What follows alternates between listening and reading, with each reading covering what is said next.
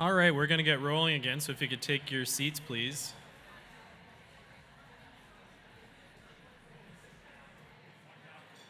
I feel like with the music, we should be doing like the rave stuff, just popping, no? I went to Tomorrowland in Brazil last year, which was amazing. It was like 65,000 people, but that's when you hear the music pumping like that. It's like, come on. All right, so welcome everyone. My name's Philip LePage. I go by the pronouns he, him. I'm a director on the board of WIM-WIN, and I'm happy to do the introductions here today. So before we get started, I just want to acknowledge that we are on treaty territory, specifically Treaty 2, 4, 5, 6, 8, and 10, the traditional lands of the Cree, Saulteaux, Dakota, Dene, Lakota, Nakota, and Métis nations. We recognize and honor the rich history and contributions of the Indigenous peoples to these lands and commit to moving forward in the spirit of reconciliation and respect.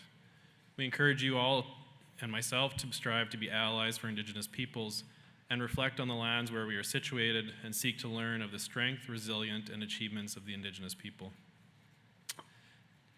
Today, I'm pleased to welcome you and our virtual audience to this session and introduce our speakers, Cheryl Christensen, a mechanical engineer and leader in STEM and skilled trades, and Jove Nazatul, a project coordinator, trades worker, and advocate. Together, they'll lead a session on advancing inclusive workplaces through systemic change, equity, and allyship. This interactive session explores practical tools and strategies to advance gender equity in STEM and skilled trades. Participants will learn how to identify barriers, mobilize men as allies, and commit to actions that foster safer, more inclusive workplaces while driving systemic change and innovation. And I just want to acknowledge our corporate sponsors for this session, Graham, Hatch, and Mosaic. With that, I'll welcome Cheryl and Jove to the stage.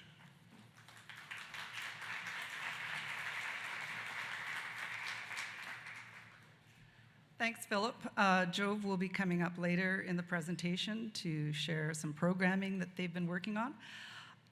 This is my first time in Saskatoon, and I have to say that before I was even out of the airport, 5 people had greeted me with such warmth, create that sense of inclusion. So I would challenge us all to think about that when we're in our workplaces. What are 5 ways that we can reach out and connect with people around us and make them feel more inclusive? And when I think about the theme of the conference, about stepping into your power, I challenge all of us to step into our power, our collective power for systems change.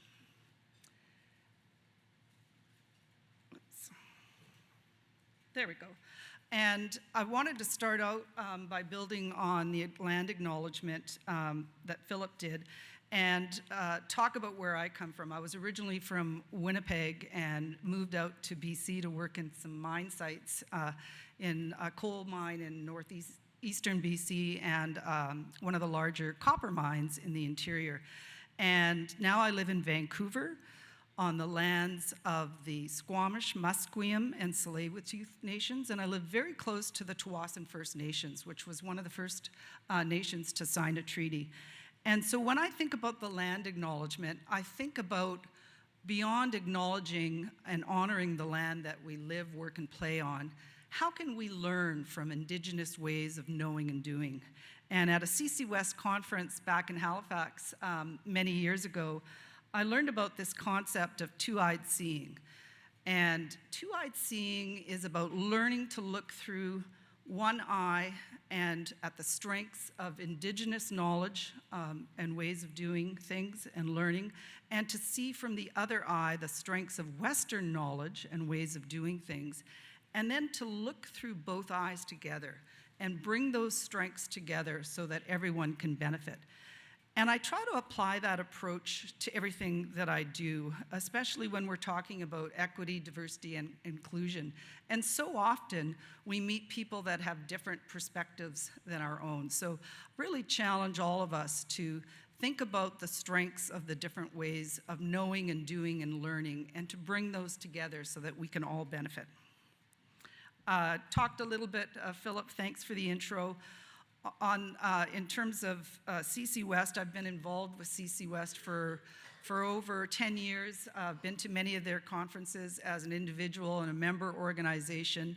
And when I think about my own career and the journey that I've been on, I spent the first part of my career working in the energy sector and in the mining sector, so I guess you could say I'm a woman in mining, and experienced all the barriers that we hear about in terms of discrimination, harassment, gender-based violence, pay inequity, and many other barriers that I felt that I needed to overcome. And I've spent now the second half of my career providing consulting services to change the system that we're trying to work and live in, and lead STEM outreach to inspire the next generation to come in, and most importantly, to work on systems change. So less about fixing the women and gender diverse folks that are working in the workplace, but fixing the system that we're trying to navigate through, and how can we change that system? So I was really thrilled to become a part of CCWESTT Systems Change Project work. CCWESTT has been around since 1992.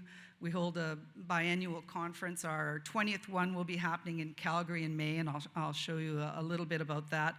And we're really about supporting and advancing equity in science, engineering, trades, and technology. And beyond gender equity, we're also focused on focusing women and gender diverse folks and all intersectional dimensions of diversity, because we know that when we can attract that diverse talent into the workplace and create that inclusive environment where people feel they're truly valued and can bring their new ideas and perspectives, and if we can layer that on with equitable supports, understanding that some people need different supports in different areas, if we do that well, the innovation and the creativity, the problem solving, the productivity, the increased retention, and just that sense of well-being, sort of like when Carolyn was talking about that innovation, that hit of dopamine that we will get when we're participating in that sort of environment is really just incredible.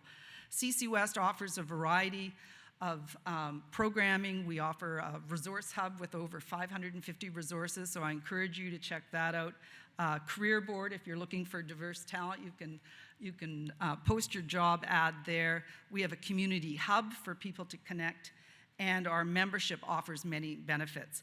And as I said before, we're focused on changing the system. So one of our first projects that we did a couple of years ago was a gap analysis report. And again, focusing on gender inclusion in CCWESTT, science, engineering, trades, and technology. And we held a variety of focus groups, community forums, surveys to really understand what the barriers were, and then develop those recommendations for what are the strategies for change. And what did we learn? Well, we learned, as I talked about before, we have to prioritize equity, diversity, and inclusion, and decolonization. And when I think about decolonization, I think about a system. I think about a colonizing system that did not benefit everybody in it. And so we need to design a new system that will engage and positively bring in everyone so that everyone can benefit from that system. And that's going to involve creating robust frameworks, strategies for change, that we've heard some of them in terms of the call for action from the previous panel, and very importantly, those legislative frameworks that are going to provide the legislation and policies to support the type of workplace environment that we want to be in. And when we think about the policies and the procedures that we're going to design, we always need to look through that gender-based analysis plus lens. And that plus is all the intersectional dimensions that we need to consider.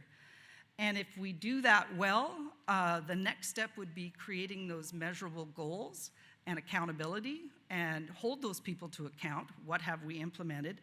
And it's very important to take collaborative action. We can build on the United Nations Sustainable Development Goals. Goal number 5 is around gender equality. There's also many other goals that relate to decent work and how we're treating people in the workplace, human rights. And it's important that we work at all levels of government, federal, provincial, territorial, and municipal. And when we're engaging system change, we need to engage everybody in the room. Like I see in this room, I see individuals, I see companies, I see organizations, and communicate that to the public to engage everybody. Because the reality is, it takes a system to change a system.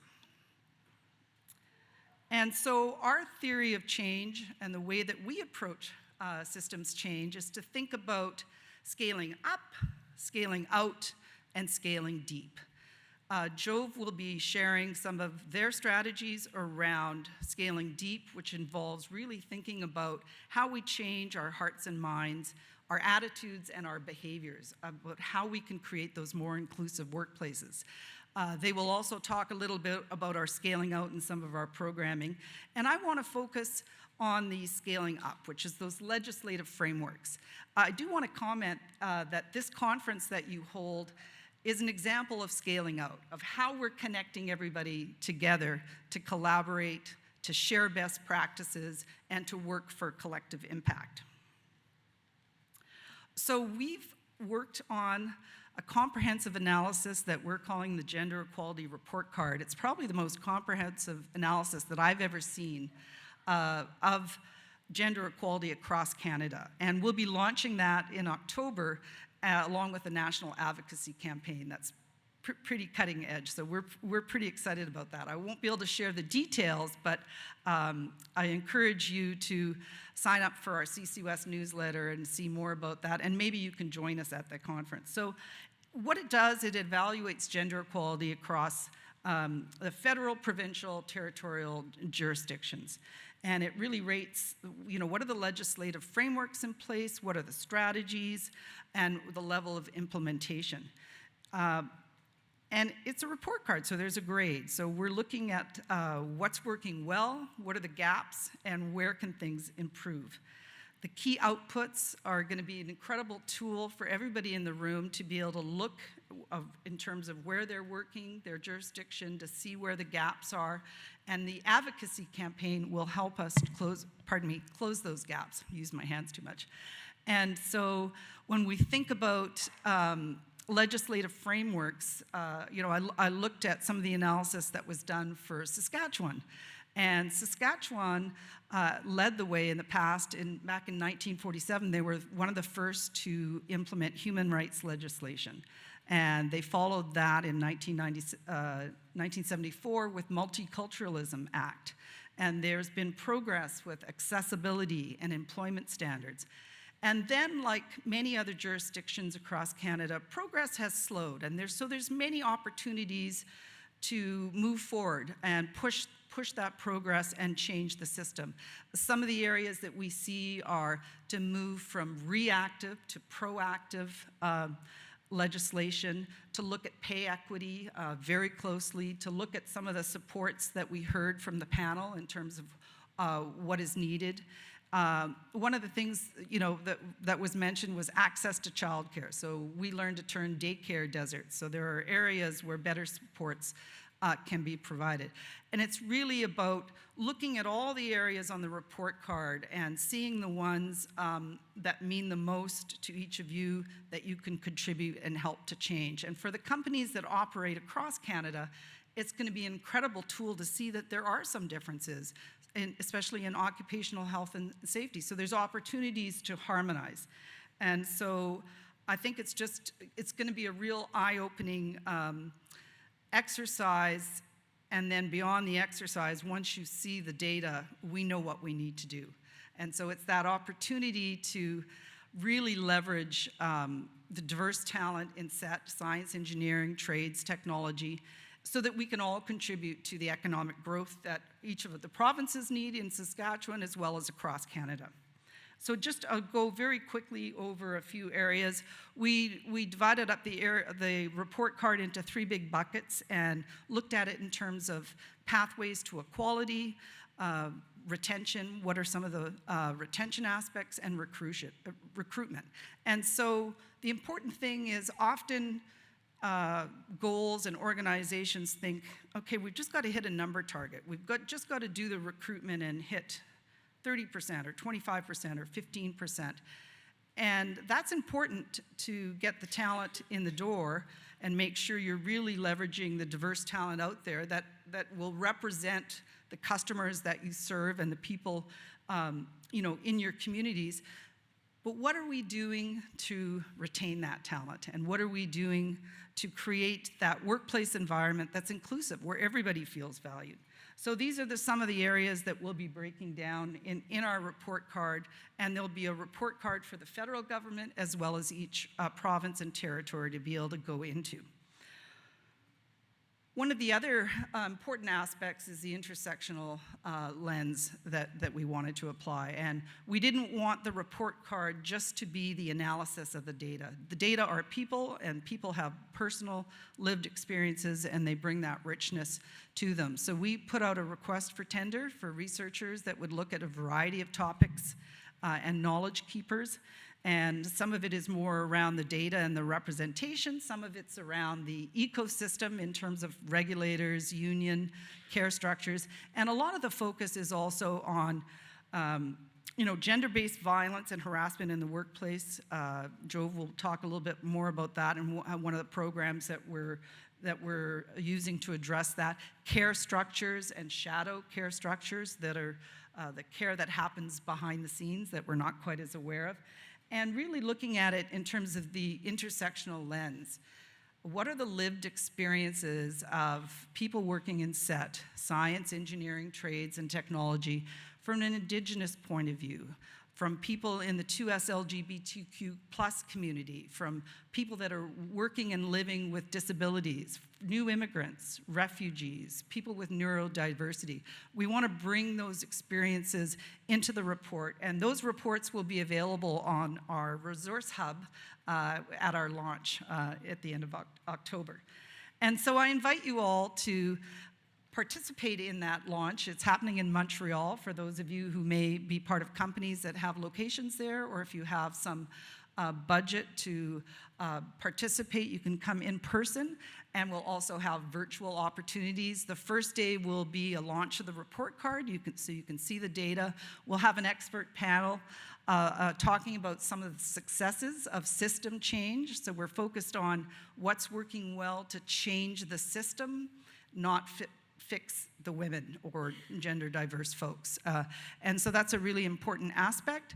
And on the second day, Tamarack Institute will be facilitating a workshop, and they call it a data walk.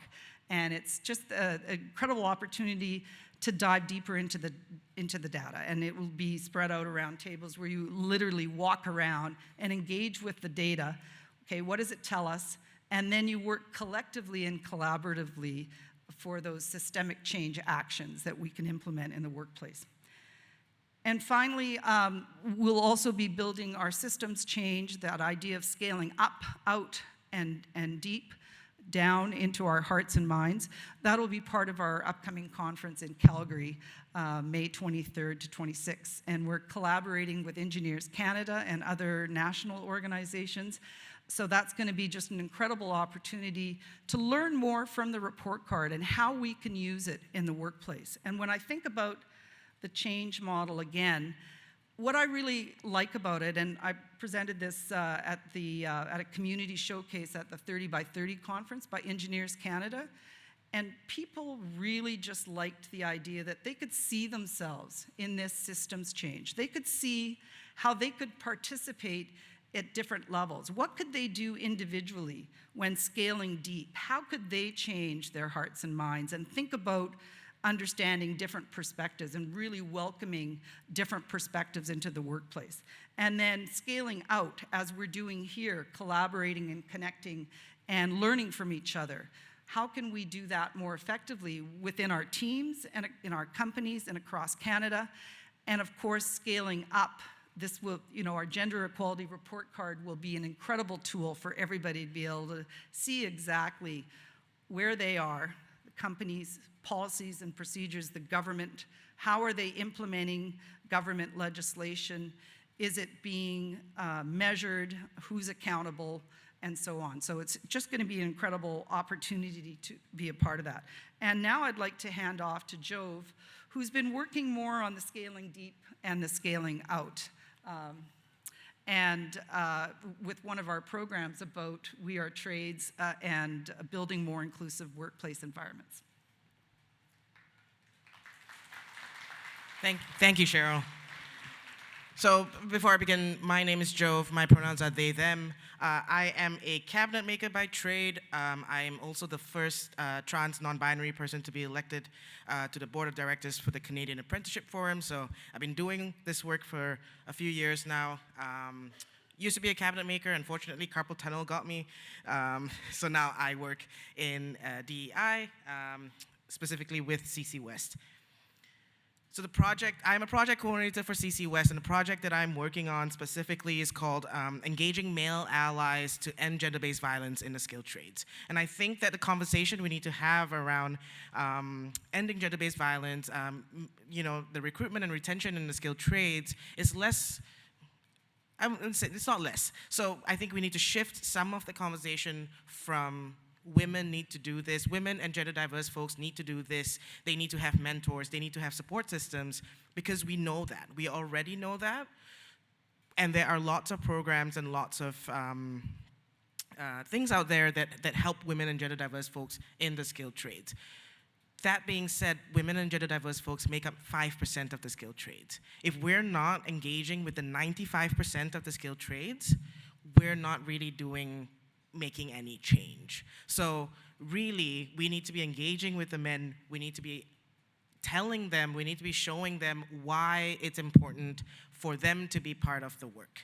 We need to see how gender-based violence also affects men and not just women and gender diverse folks. So We Are Trades is a program that CCWESTT has put together over the last 3.5 years. And it was created by engaging with women and gender diverse folks who do work in the skilled trades, asking them what works, what doesn't work, like how can we make things better. This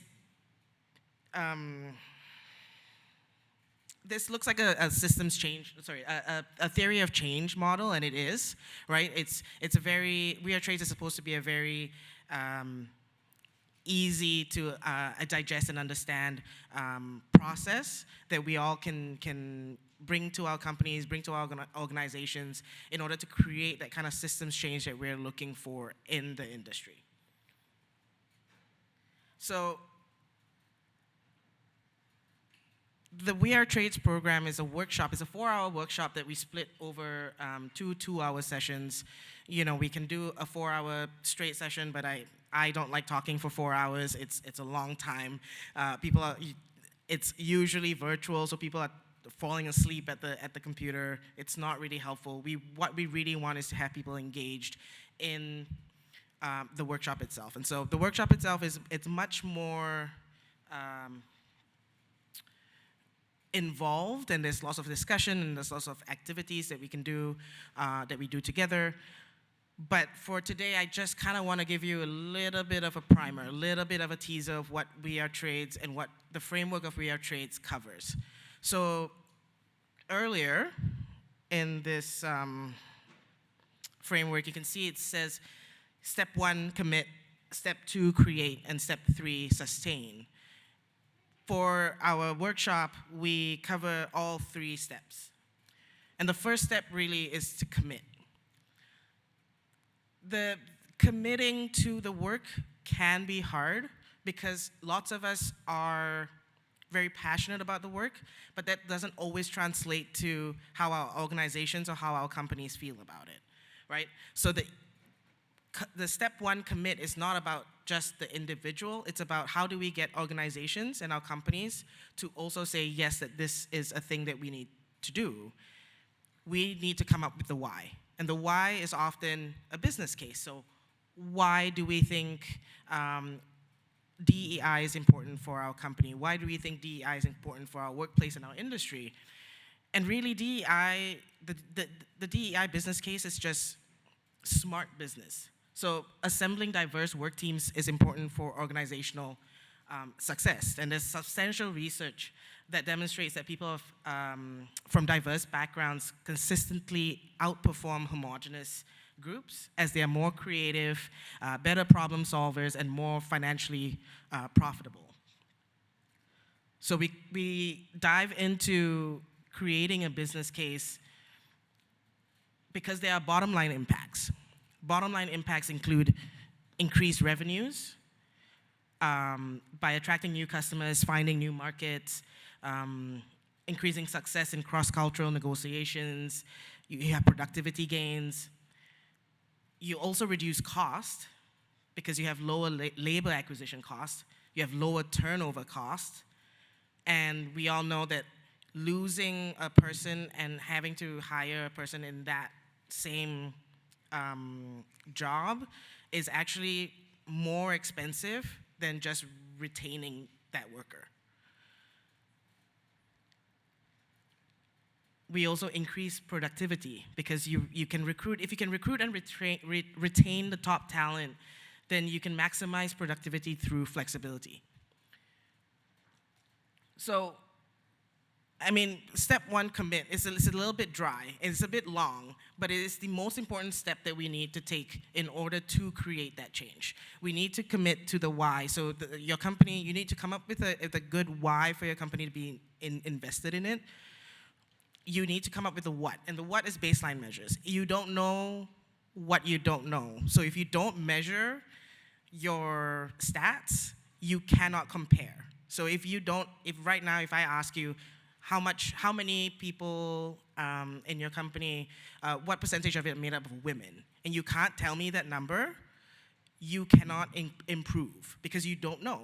If you can tell me, okay, like earlier today I heard BHP has 40% women in their company. Great. How do we get to, is your next goal then 50%? And if we do want to get to 50%, how do we get to 50%? How, the plan. The plan is where I think most people kind of struggle. Most companies and most organizations struggle with the how. Partly because how many of you have heard of the term the impermeable clay layer? Okay, a few of you. So the impermeable clay layer is often referred to as middle management. So sometimes when it comes to work like this, upper brass wants the work to be done, the people on the ground want the work to be done, but your middle management layer doesn't support that work. When that middle management layer doesn't support that work can be derailed, and like it doesn't create any change, it doesn't create any lasting impact on the people working. Part of why we created We Are Trades as a framework is to kind of help you with the how, right? And one of the things, and I will show you in a little bit, one of the things that we work on and one of the things that we have as a resource is a pledge, an organizational pledge and an individual pledge that pledges change in the organization that you work for.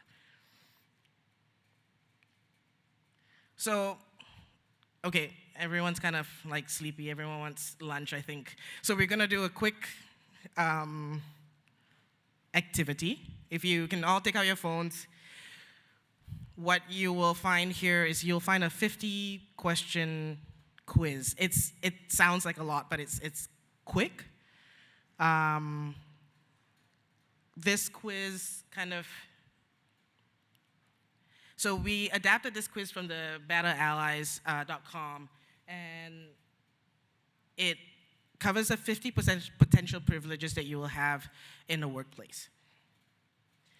I think doing this quiz for some folks can be quite eye-opening, and after you're done the quiz, please remember the score that you get. I will then show you another QR code to submit the score to a mentee.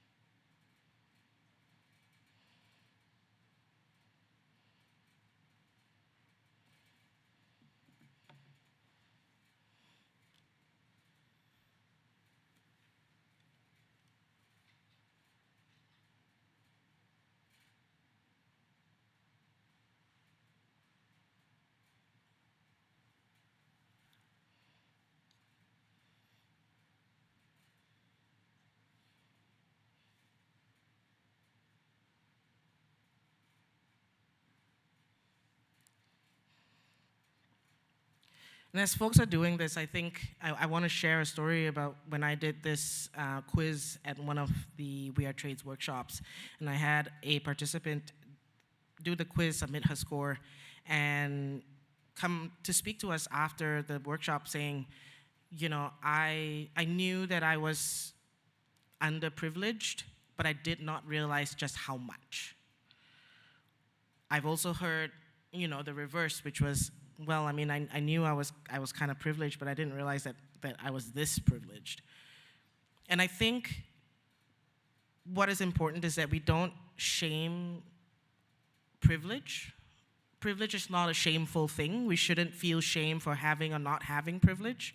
I think privilege gives us an understanding of how we view the world and how the world views us, and what we can do with that privilege, or what we can do, or what we feel galvanized to do because of a lack of privilege. I think that is a more important way for us to see privilege, rather than be like, well, you have privilege, so you know you can't speak to this, or you can speak to that, or whatever it is.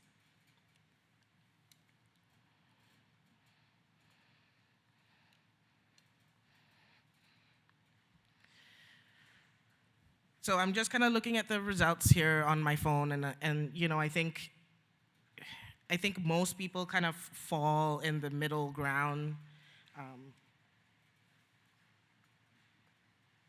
you know, between like 20 and 30 points, and that's, you know, that's kind of normal. I think some folks will find themselves in the 0 to 10. Some folks will find themselves in the, you know, 41 to 50. Again, it is not, these scores are not going to be like, well, you know, you have this score, you have to do this. These scores are just to tell you, then to show you how you exist within the society around you and how society views you. And that is not a good thing or a bad thing. But I do implore that if your scores are in the upper, you know, portion where it's like 40 and above, that means you have the power to do some actual change. You have the power to affect minds and hearts and minds. And it is your responsibility to want to do something with it, rather than to kind of like sit on your laurels and not do anything about it.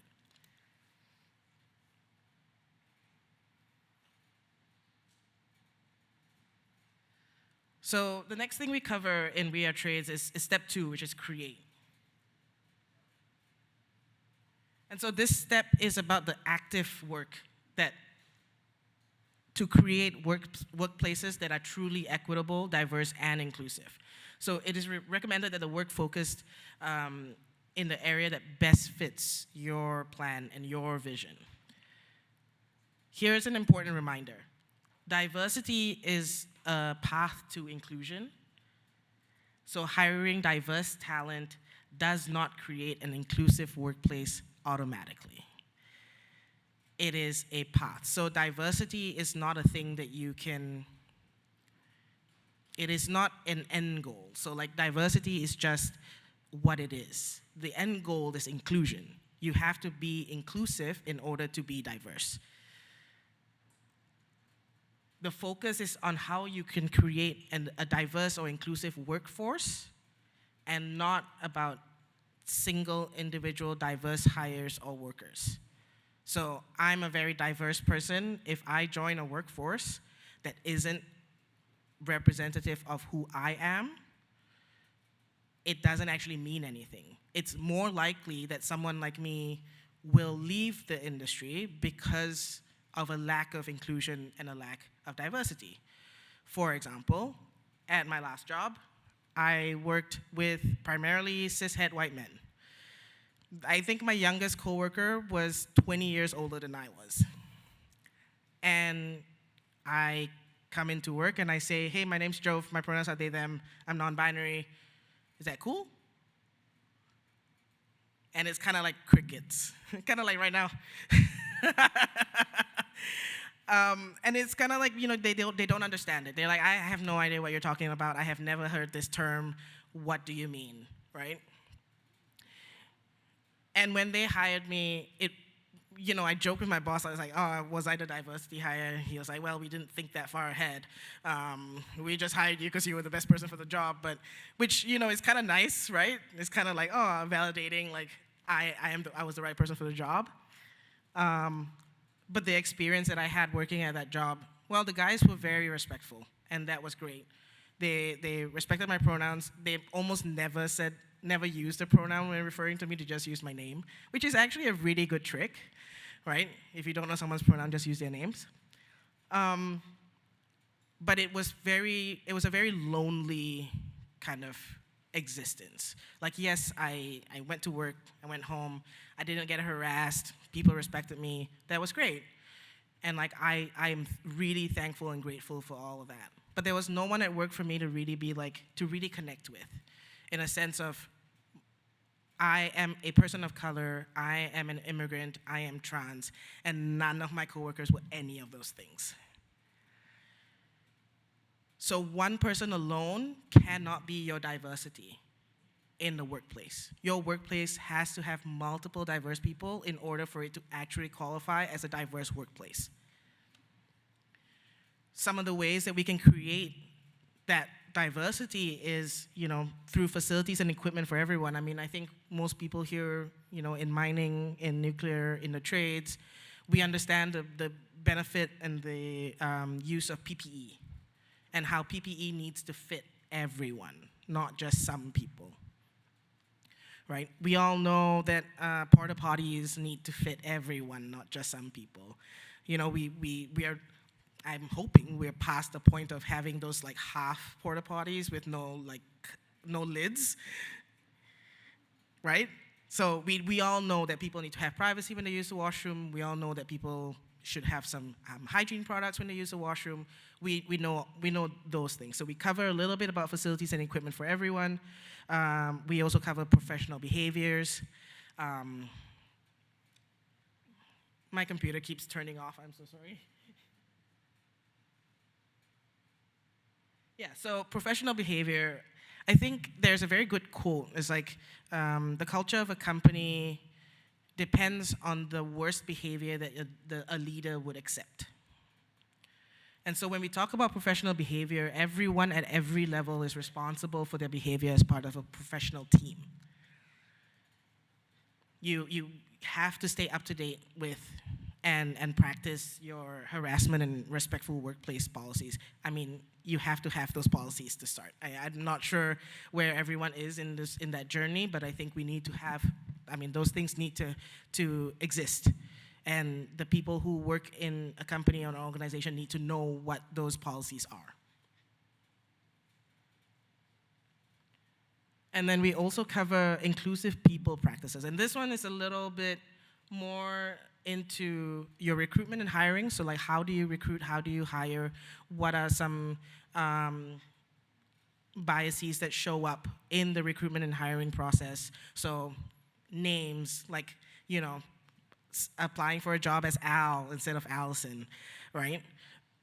Sometimes just not even putting a last name. I've had better success applying for jobs when I put Jove N rather than Jove Nazatul, because Nazatul sounds ethnic, right? And exotic and from somewhere else. How do we interview people? Those things, we cover some of that. We also cover our orientation and onboarding. A thing that I think a lot of companies don't realize is really important in the retention process is that onboarding new workers. So onboarding your new workers and making sure that they know what policies you have, what policies support them, what policies are like a zero tolerance policy around things like racism or transphobia or homophobia or whatever it is that your company policies dictate, right? And then lastly, we also cover retention of talent, which in my opinion is the death of the skilled trades industry. It is not the recruitment. We have some of a recruitment challenge, but the biggest challenge that we have in the skilled trades is retention. Because we have 7%, female apprentices, but those apprentices don't finish, right? We don't have as many third year, fourth year apprentices as we have first year and second year apprentices. And somewhere along the way, we lose those people. So how can we make sure that we don't?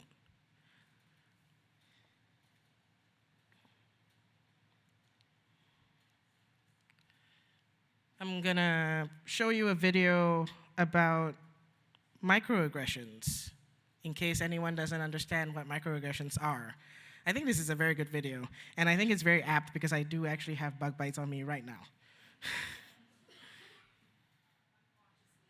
I think it might work. It looks like it's on, at least on my screen. I don't know what's happening back here. Who still don't think that microaggressions are a problem? Oh, you're so well spoken. Just imagine, instead of being a stupid comment, a microaggression is a mosquito bite. Ugh, it's a compliment. Mosquito bites and their itch are one of nature's most annoying features. But if you're only bitten every once in a while, No, where are you really from? Cleveland? sure, it's annoying, but it's not that big a deal. The problem is that some people get bitten by mosquitoes a lot more than other people. I mean, a lot more. Whether it's on a date, Oh, your English is so good. Excuse me? going grocery shopping, You know, everything happens for a reason. I'm just buying apples. commuting to work, So when are you gonna have a baby? watching TV, We have to keep the Redskins name. It's part of our culture and history. or just walking down the street with your partner. I couldn't even tell you were gay. Mosquitoes seem to pop up everywhere. Do you know John? Give me shopping advice. I love Cher too. And getting bit by mosquitoes every day, Can I touch your hair? multiple times a day, Pretty. Can Can I touch your it, hair, please? Can I please? is annoying and makes you want to go ballistic on those mosquitoes, which seems like a huge overreaction to people who only get bit every once in a while. It's just a mosquito bite. Who cares? Just another angry black woman. Of course, beyond just being annoying, some mosquitoes carry truly threatening diseases that can mess up your life for years. Astrophysics? Maybe you should try this challenging major. Ow, my dreams. And other mosquitoes carry strains that can even kill you. He looked like he was up to trouble, okay? I felt threatened. So next time you think someone's overreacting, just remember, some people experience mosquito bites all the time. You're all so exotic. Wow. And by mosquito bites, we mean microaggressions. Yeah, so that's just a very short video. I think it's very straight into the point. Tells you what microaggressions are. I think some people don't realize what microaggressions are. Most people don't realize they're being, that way. I've heard like most of those things be said to me just in like day-to-day life, and I think so. That is a video that we show during the workshop. We show some other videos as well, kind of covering these topics. And I think the We Are Trades framework really is trying to engage with people who may not have that knowledge and may not have that understanding of those things, but also folks who do have that knowledge and understanding still learn something coming away from it. The third step in the We Are Trades framework is sustain, and sustain is the hardest step. It is the shortest slide, but is the hardest step because most people don't get to this point. Most organizations fail kind of in step 1 and step 2. If they get to step 3, they kind of feel, well, we've done the policy, we've made the change. Now we can pat ourselves on the back, and then we can go on with our days, right? And it's not that's not the case. So like if let's say a company decides we're gonna come up with a policy around anti-harassment and bullying, great. They've done it, they do step 1, they do step 2, they get to step 3 and they're like, well, we now have the policy and that's it. But they don't think about, well, what about parental leave policy? What about transitioning on the job policy? What is our policy around immigrant workers and temporary foreign workers? What about all those things, right? There's so many things that we still need to work on, and having one policy or one change is not the end goal. We need to sustain that change. So we need to repeat the commit and create steps necessary, as necessary, and then we review the measures. So again, in step 1, if it was, well, we have 40% women and now we want to achieve 50, let's say a whole year goes by and they remeasure and they're at 45. Do they they have to recommit to that work in order to get that extra 5% rather than be like, well, I mean, this is it now. This is all we can do, right? One of the things that we suggest when hitting the sustain step is to actually sign the organizational pledge and the individual pledge. And I have a QR code up here for the organizational pledge. You know, the organizational pledge kind of covers most of the things that we cover in the We Are Trades workshops. And then the individual pledge covers more individual things. So like I will read up on my company's anti-harassment and bullying policy. I will adhere to those policies, you know, things like that. And all of those resources are available on our website if you're interested. The website is wearetrades.ca. I think we might have a link to one of the pages next. Yep. So we have, currently through our funding through WAGE, we have a couple of workshops coming up. So we actually have a workshop starting this Friday. I think we only have maybe 5 more spots open for registration. If you're interested, if this Friday doesn't work for you, feel free to use the QR code to get to the workshop's website. We have one more coming up in November, and then we are also super happy to do a private session with companies or organizations if you have, you know, like 20 to 30 people to fill a room. We are very happy to do private sessions. And yeah, I mean, I'm actually gonna finish early. Cheryl, do you have more to say?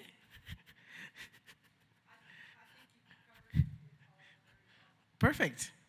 This is a really quiet audience. Are you guys alive out there? I can't really see because it's so bright, and I'm like, I see one person's face, and I've been zooming in on that person's face, just like, you are the one person I'm talking to. Yeah, I guess now is a good time to invite any questions. My email and Cheryl's email are up there. If you want to send us an email, if you want to chat more about it, I also have my name cards with me. I think Cheryl has her name cards with her as well. So if you're interested, if anyone has any questions.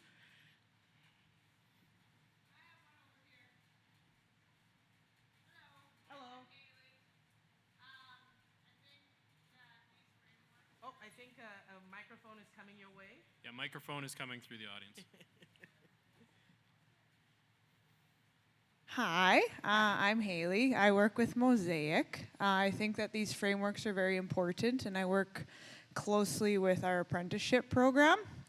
Our site specifically is unionized, so when we set out our apprenticeship bids, for example, we have the knowing with our employees that they're going to have it paid for when they go through the apprenticeship. But one thing I'm curious about, because we received an email this year from one of our apprentices that is a female, that she gets her level 1 covered, which is awesome to see. But I'm just curious, like how you partner with ATC, and is that like a program that's been put in place because they've worked with you?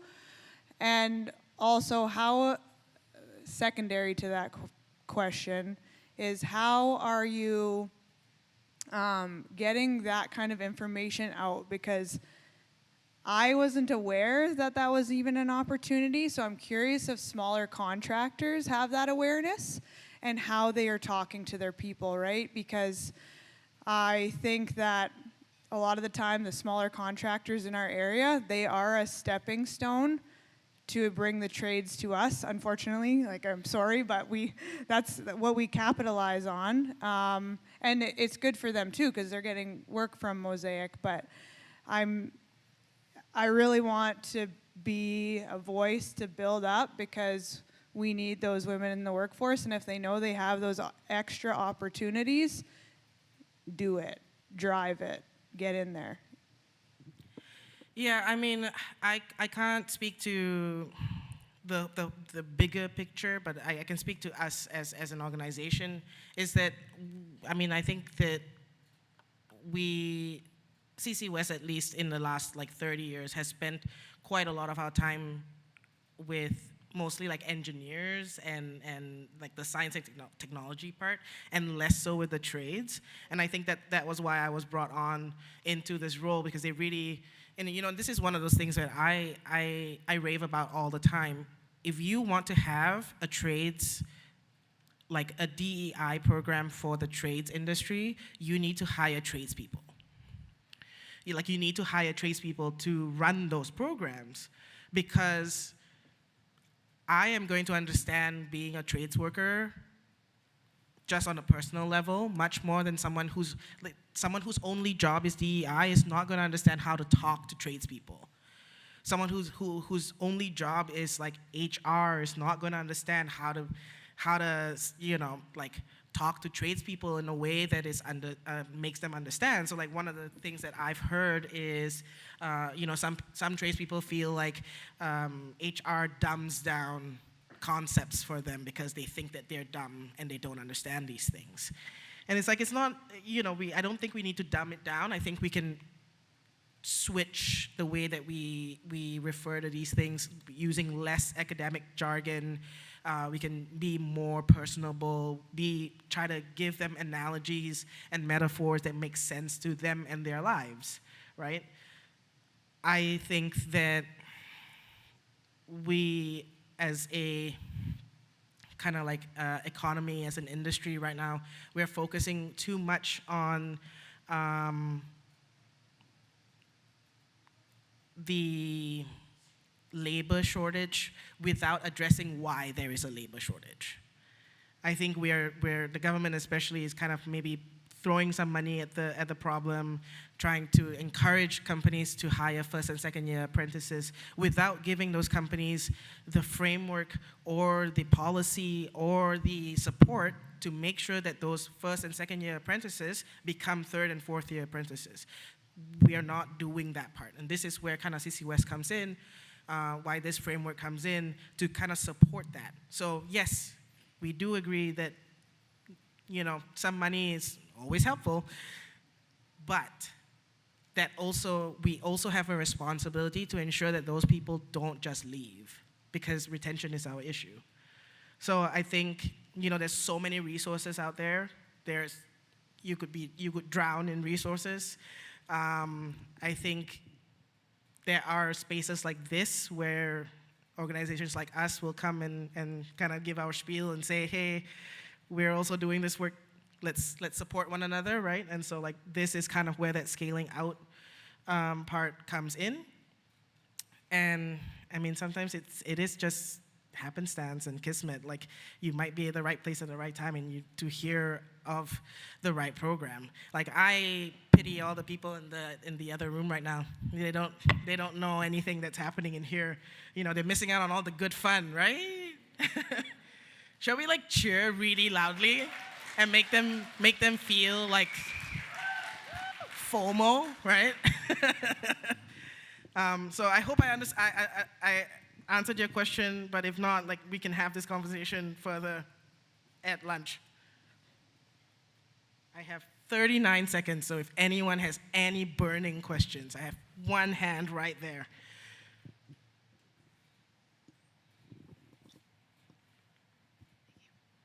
Curious in your perspective and the work that you've done on companies pull back from DEI. So, and how do you advocate as someone who's in that company for when they say they want to make it fair for all? Yeah, I mean, I think that is a hard thing that we're all kind of dealing with. I think, so when I first started with the program, with this project, it was just before He Who Must Not Be Named, and all of his anti-DEI stuff came up. We were having much better luck. We were having much better engagement. Men were more interested, right? And then the whole anti-DEI pushback. We had a bunch of connections and companies be like, well, that's too woke for me, I'm out. sorry, you know. And I think the more important thing is, how do we engage with the men in the middle? Because there are going to be the men who are already allies and the men who are not interested in being allies, who will never be interested in being allies no matter how hard you push them. But most people exist, most men especially exist in this kind of middle ground where they're like, you know, there's a lot of fear around speaking out because they don't want to have to deal with the repercussions of that, but also, you know, they do see what's happening and they do want to support it.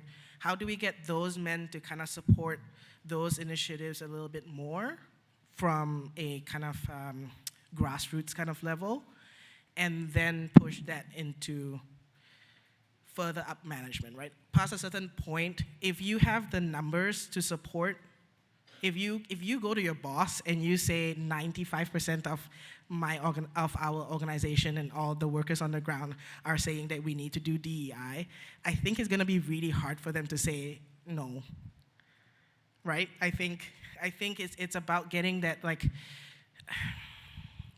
personal kind of like support.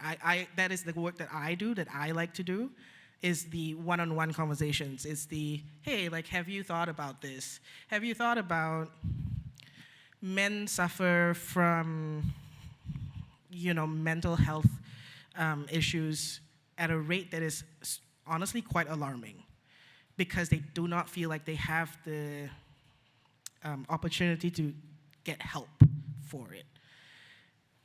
We have those one-on-one conversations. You know, I turned a team full of cishet white men to a bunch of like trans allies accidentally, just by like being good at my job and just being like, hey, so I'm trans. Okay, just remember that, right? And they're like, oh yeah, you know, cool, Jove, yeah, they, Jove, you know? But like, I turned a group of like 5 cishet white men into allies who then kind of like, when the anti-trans like stuff was coming up, was like, hey Jove, like, are you doing okay? Like, I heard about this thing, you know? Guys who never thought about it before. So it's about kind of like those personal relations and building those relationships and making people see the humanity in the work. Okay, I think I am way past my time now. Thank you so much.